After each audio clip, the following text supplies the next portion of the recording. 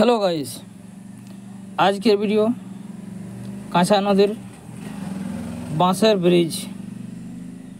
এই যে আপনারা দেখতে পাচ্ছেন ভিডিওর মাধ্যমে, খুব লম্বা,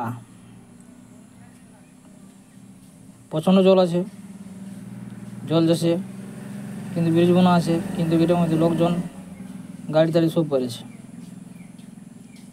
ঢের লম্বা আছে ব্রিজটা। এই ব্রিজের জন্য লাইক, সাবস্ক্রাইব, শেয়ার, কমেন্ট আপনারা করবেন। এই যে একটা মেয়ে লোক দিলে চলে আসছি, আমাকে তো দেখিয়ে তোমার ডর লাগছে। এমন ব্রিজ, বড় জল যাচ্ছে,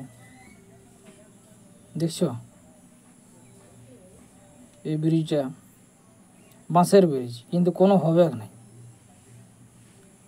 গাড়ি, লোকজন, মোটরসাইকেল সব পড়েছে। এই যে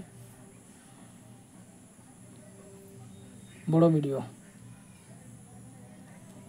কত খুঁটা, কত বাঁশ লাগিয়েছে এটা বোনাতে, বড় মজবুত করা আছে। অত সহজে যাবে না, ভয়ের কোনো কারণ নেই।